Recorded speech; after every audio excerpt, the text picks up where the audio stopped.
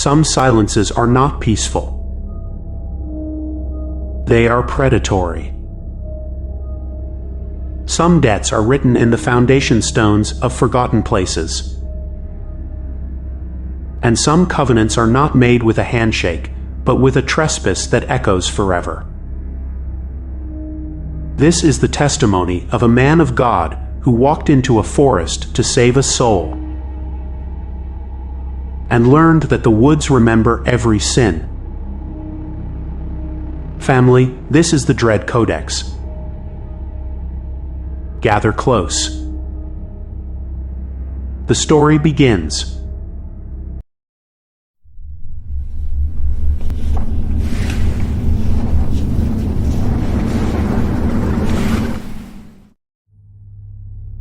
My name is Reverend Samuel Ford. For 20 years, I ministered to the miners of Gideon's Hollow. I thought I understood spiritual warfare. I was a child swinging a wooden sword, unaware of the ancient things sleeping beneath us. It began with Harlan Cutter, a man carved from hickory and coal dust. His land backed onto the Blackwood, a forest that drank the light. At its heart stood his family's sealed chapel, shut after a great sadness no one would name. Harlan's wife Eleanor was a melody gone silent. Their home vibrated with a hatred so cold it killed the mold on the walls. The end began on an autumn day, the color of a tomb. A final, vicious silence drove Harlan into the Blackwood, past the chapel, deeper, to a place called the Knotted Pulpit. It was a blighted American beech. Its trunk was a grotesque fusion of wood and blackened iron, the scar of a lightning strike that hadn't killed it, but married it to something else. The bark formed ridges like screaming faces. From a high hollow, a single dead branch thrust out like a pointing finger. Harlan, fueled by rye and bitterness, stood before it. "You see this?" he slurred. "This is what she's done." He didn't just shout. He profaned. He spat on the roots. He took a rusted nail and hammered it into a weeping scar at the tree's base. A sap-like substance, dark as old blood and smelling of ozone, oozed over his fingers. He passed out there. He awoke to a silence. Not an absence, a presence. The wind was dead. The creek had stopped mid-flow. It was a listening void. As he stood, he saw the light. A cold blue-white phosphorescence seeped from the nail hole. It pulsed with a rhythm that mirrored no heartbeat. It coalesced into a faint shape, a woman in an old-fashioned dress. She turned her head. Where her face should have been was the same knotted, screaming bark. Harlan's pride fought his fear. "A ghost?" he screamed. "My family owns the faith here. We own it." The figure didn't move. But the silence changed. It became focused, intelligent. The shape dissolved. The nail fell to the ground, clean. Harlan ran. A week later, he was on my porch, shattered. "Reverend. It's my boy, Eli. He's dimming. Since Eleanor, would you tutor him?" I agreed. It was my duty. But crossing the Cutter threshold, a chill seized me that had nothing to do with the mountain air. The house felt inhabited. A watchful cold lingered. Eleanor was a ghost in her own home. Her eyes were flat, depthless. She served tea, hands steady, and spoke of taking Eli to coastal Carolina. The salt air would cleanse him, she said, her voice a monotone. You could come. Guide us. A fresh start. The words were wrong. A recitation. A lure woven from stolen longing. A possessive need throbbed beneath them. Eleanor, I said, that is not your path. Your faith must be your anchor. She did not blink.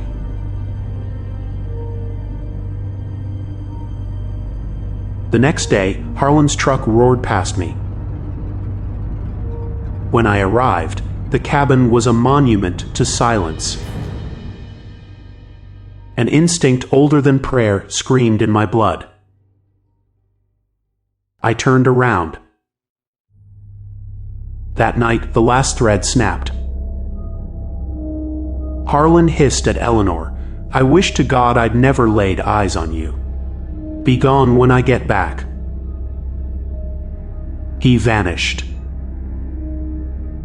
Less than an hour later, Eli ran to the neighbor, Otis. Mama's in the root cellar.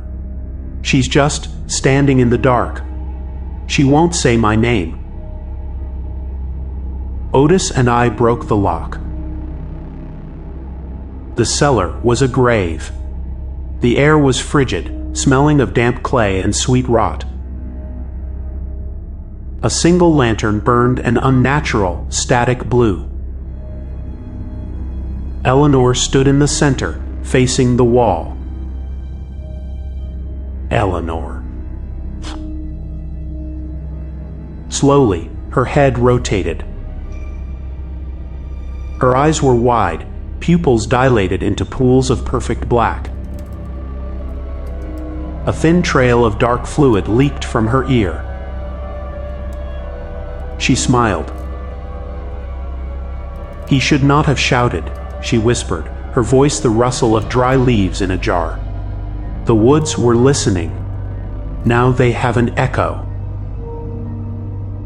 She turned back, raised a hand, began to scratch at the earth. Not frantically, methodically. Drawing a crude, twisting shape, a tree with branches ending in grasping, root-like hands. Then she folded. Not fell.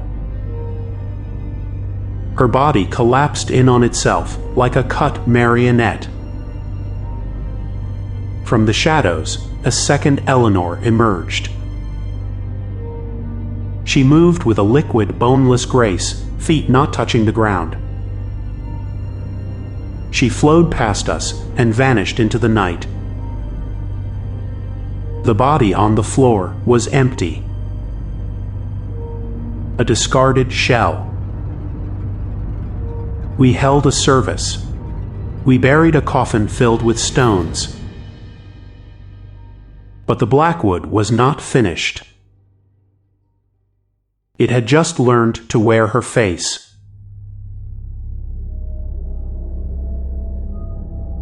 Otis saw her by his well at dusk, head tilted, drinking the sound of the creaking pump with those black hole eyes.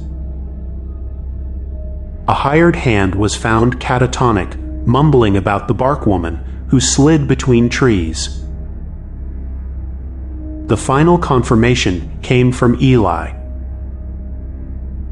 He came to my study, clutching his Sunday school cross. "Reverend," he said, no emotion in his voice, "Mama visits my window. She says you understand. She says we're going to the ocean. She says you'll be our new father." My breath froze. "Eli, your mother is with the Lord." He looked at me with an ancient, weary knowledge. No. She's with the woods. And they're so hungry.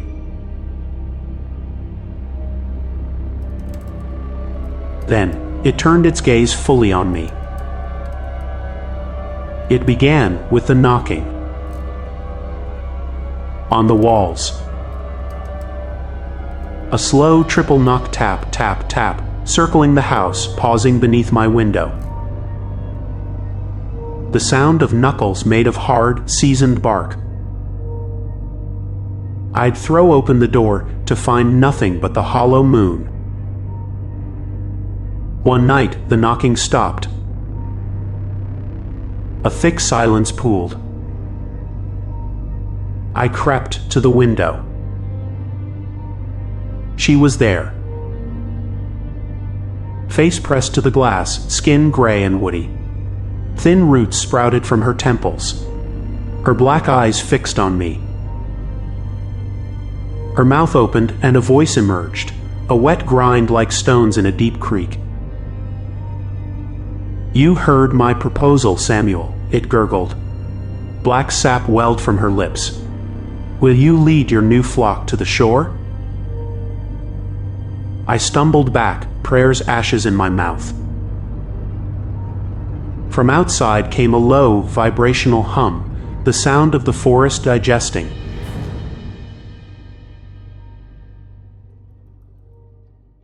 I sent a desperate plea to Bishop John Thorne, a man who specialized in stains left where faith had curdled.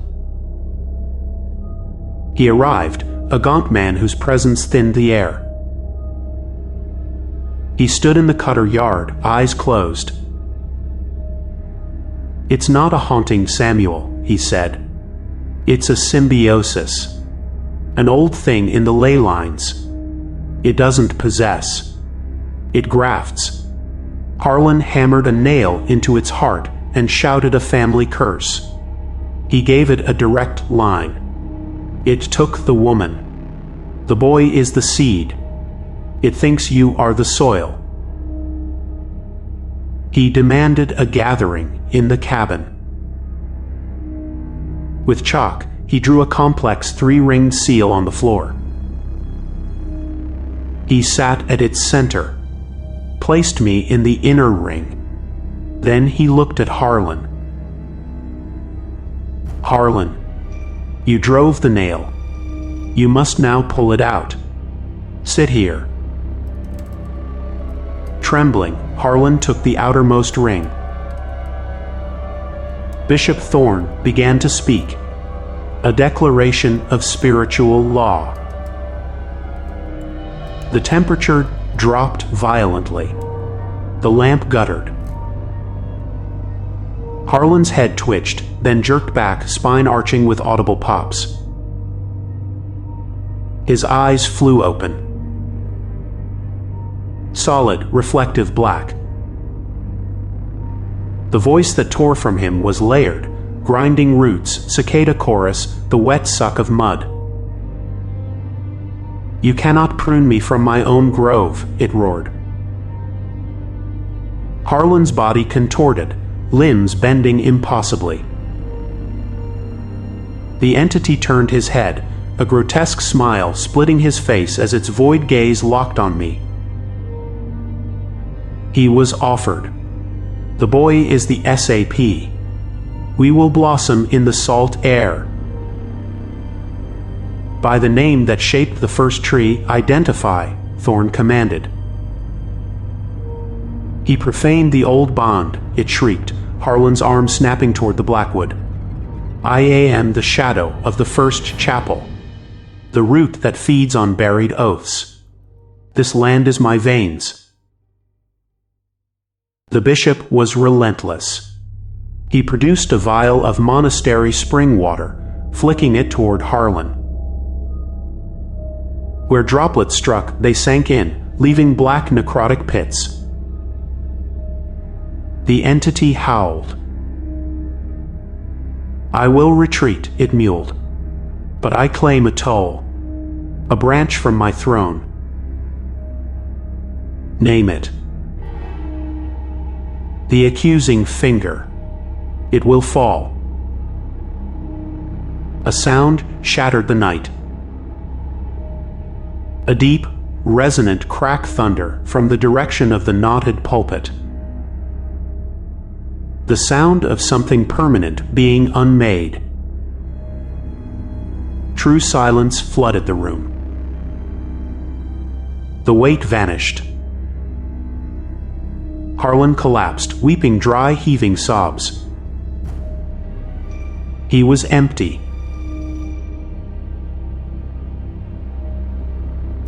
We found his body 3 days later in a shallow depression at the forest's edge.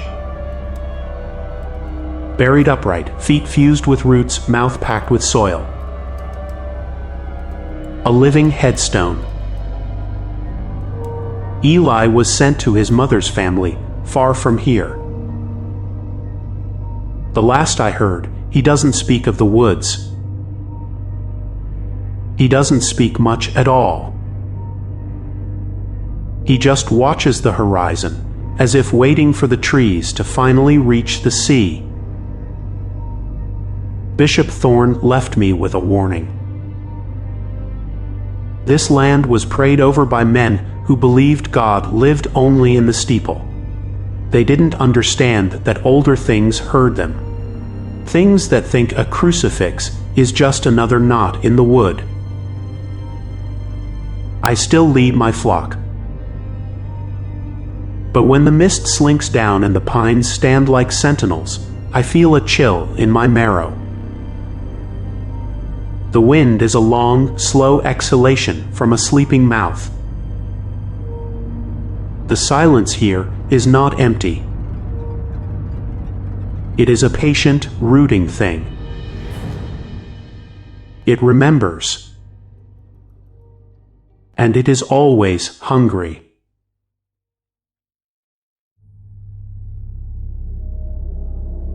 This is the story of the Knotted Pulpit, West Virginia. It is not a ghost story. It is a warning. The deepest evil does not always desecrate the holy. Sometimes it grows in the holy thing's shadow, twisting faith into something that feeds. So listen closely, family. If you ever stand before a tree that seems to hold its breath, if you hear a promise in the leaves that curdles into a command, do not pray. Run. Some places are haunted by the faith that was left there to rot, and some covenants bind for generations. If you have a story that has taken root, send it to contact.thedreadcodex@gmail.com. Your truth becomes our tale. Your likes and comments keep these stories alive. Until next time, may your path be lit. May your faith be your own. Good night.